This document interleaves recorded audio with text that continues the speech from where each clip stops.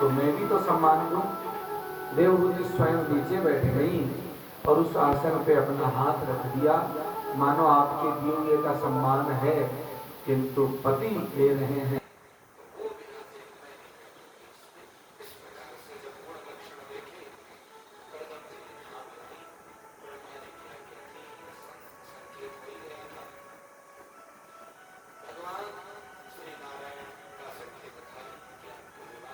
होगा और आपके पास शीघ्र ही मनु जी महाराज आएंगे। स्वीकृति हुई, विवाह हुआ। मनु जी महाराज तपस्वी हैं, ज्ञानी हैं, फिर भी पुत्री को गले जब लगाया, विदा किया तो सामने नहीं रोए, लेकिन जब गले लगाया तो पीछे से आंखें इतनी झरी, इतने आंसू आए कि पुत्री के पीछे बाल हैं वो भीग गए कि पुत्री हमारी लाज रखना। आजकल विपरीत होता जा रहा है। आजकल कहते हैं कोई भी बात हो हमें फोन कर देना, हम देख लेंगे। ये विवाद की जड़ है। संस्कार ऐसा हो कि उसको परिस्थिति ऊंच नीच हो तो उसको संभालना है, क्योंकि देहरी से बाहर जब बहुत बातें जाती हैं तो विवाद बढ़ता है। आजकल बड़े बड़े शहरों में, छोटे छोटे गांवों में लड़ाई झगड़े केस, विवाह से पहले इतना नहीं होता, विवाह के बाद ये सब प्रारंभ हो जाते हैं। क्यों? कि संस्कारों का अभाव है। चाहे पुत्र हो चाहे पुत्री हो। एक संत कहते हैं, नीति शतक इत्यादि में कहते हैं, एक पुत्र बिगड़ा तो एक व्यक्ति बिगड़ा, लेकिन एक कन्या बिगड़ी तो कई परिवार, कुल, समाज बहुत प्रभाव करता है। इसलिए आसिंचदं भवत्सेति नेत्रौ दैर्दुहितुः शिखा। शिखा नाम चोटी, पुत्री की चोटी भीग गई माता पिता के आंसुओं से। जिस प्रकार तुलसीदास जी महाराज कहते हैं कि मां जानकी को, सीता जी को जब माता पिता विदा करते हैं तो जनक जी कौन है? विदेह राज, जिनको अपने देह का भी आभास नहीं होता। इतने ज्ञानी तपस्वी हैं, लेकिन उनके बारे में कहा, सिय बिलो की धीरता भागी, सिय बिलो की धीरता भागी, रहे कहावत परम विरागी, रहे कहावत परम वैरागी। जनक जी सीता जी को विदा करने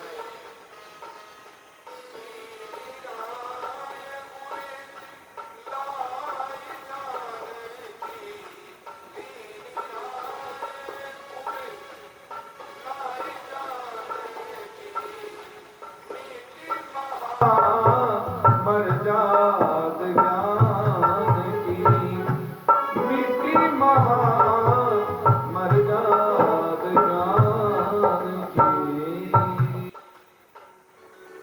ज्ञान की मर्यादा ना करके सीता जी को गले लगा करके धैर्य खो दिया राजा ने। ऐसे ही मनुष्य ज्ञानी ध्यानी तपस्वी है, पुत्री भी उतनी ही तपस्विनी है।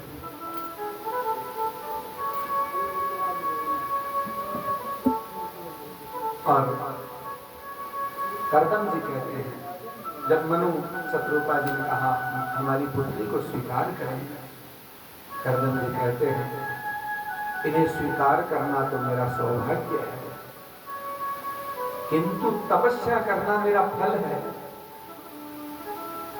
इसलिए मेरा एक निवेदन है कि मैं संतान प्राप्ति के बाद फिर से तपस्या में लग जाऊंगा।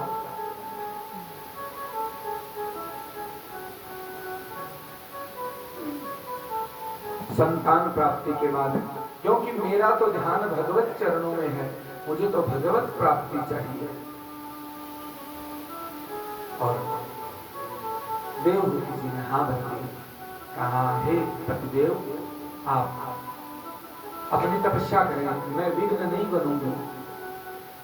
आजकल यदि माताएं, मातृशक्ति यदि कोई जब तक पूजा पाठ में ज्यादा ध्यान दें तो पुरुष वर्ग परेशान रहते हैं, और कोई पुरुष वर्ग कोई करे तो माताएं परेशान हो जाती हैं कि ये तो ज्यादा भक्ति करनी थी तो विवाह। हाँ, हमने बहुत बार ऐसा देखा सुना है। कुंडली लेकर के आते हैं कि वो तो बोले सारे दिन कहीं कहीं मंदिरों में और में घूमता रहता है, हाँ, फिर बाबा जी बन जाता। जबकि ब्रह्मा जी की सृष्टि में सर्वप्रथम जो 10 ऋषि हुए उनमें केवल नारद जी ब्रह्मचारी रहे, बाकी 9 तो गृहस्थ थे। तो क्या वो तप नहीं करते थे? अच्छा, यदि गृहस्थी तपस्वी नहीं होंगे तो अच्छी संतानें कैसे होंगी? यदि भोग विलास में गृहस्थी रहेंगे तो संतानें भी भोगी होंगी, और फिर उनसे ही वो पीड़ाएं आएंगी जो धुंधुकारी से आई। इसी कड़ी में आगे राजा अंग का पुत्र वेन आएगा, जो धुंधुकारी से भी ज्यादा खतरनाक था। क्यों? कि धुंधुकारी तो एक साधारण व्यक्ति था, लेकिन वो तो राजा है। जब राजा अत्याचारी निर्दयी हो जाता है तो वो क्या कर सकता है? संपूर्ण राष्ट्र के लिए, एक घर में कोई चोर लुटेरा हो तो कुछ लोगों को प्रभावित करेगा, लेकिन राजा जब अत्याचारी हो जाए। कर्दम ऋषि विवाह करके अपनी कुटिया में आते हैं तो कहा, देवी आप नित्य कर्म से निवृत्त हो, तब तक मैं अपनी संध्या पूजा पाठ कर देता हूँ। कर्दम जी ऐसे बैठे भगवान के ध्यान में कि उनका फिर से ध्यान लग गया, और कितना समय बीत गया।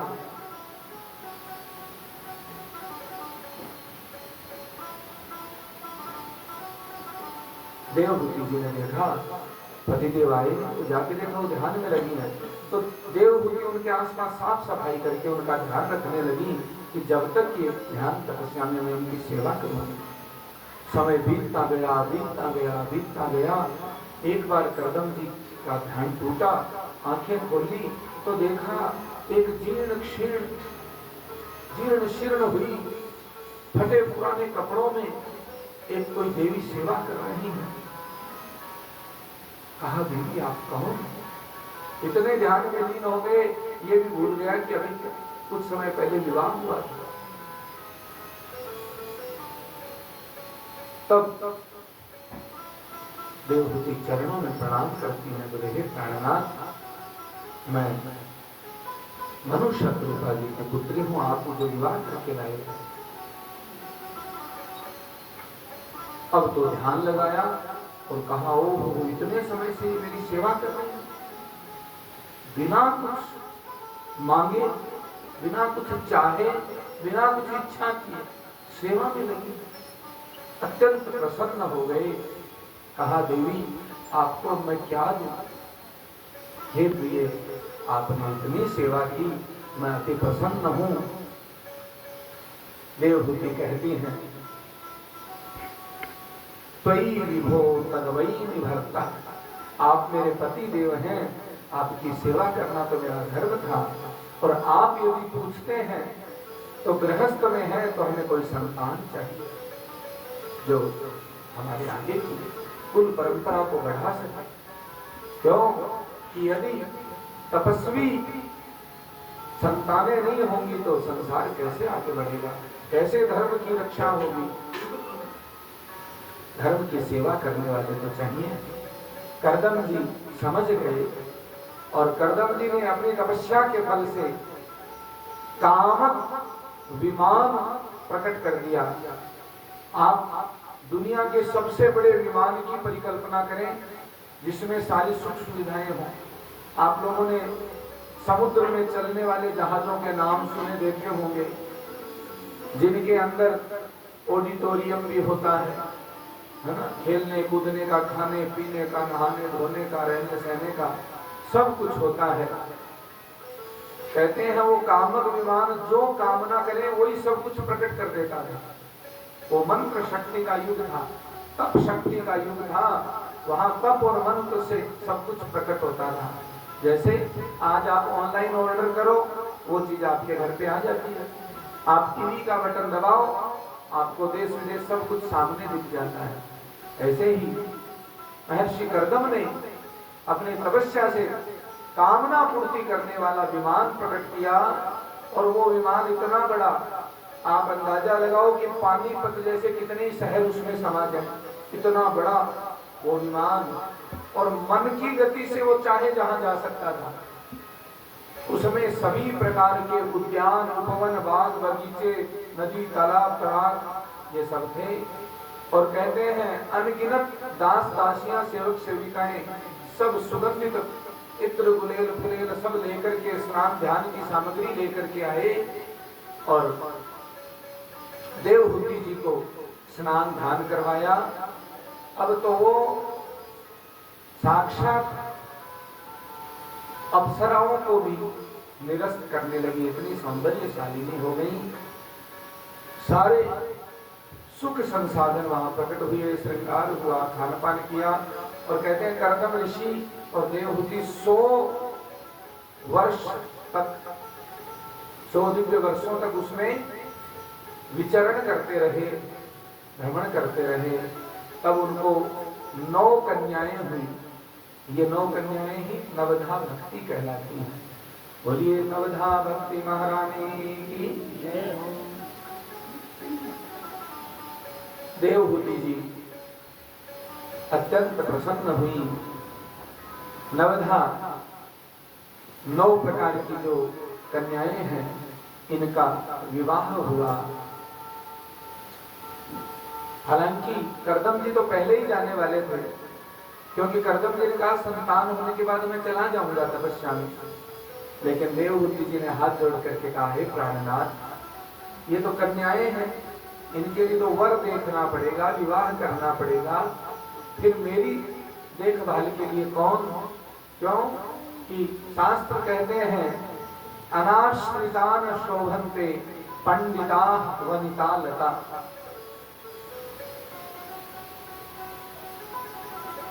ब्राह्मण,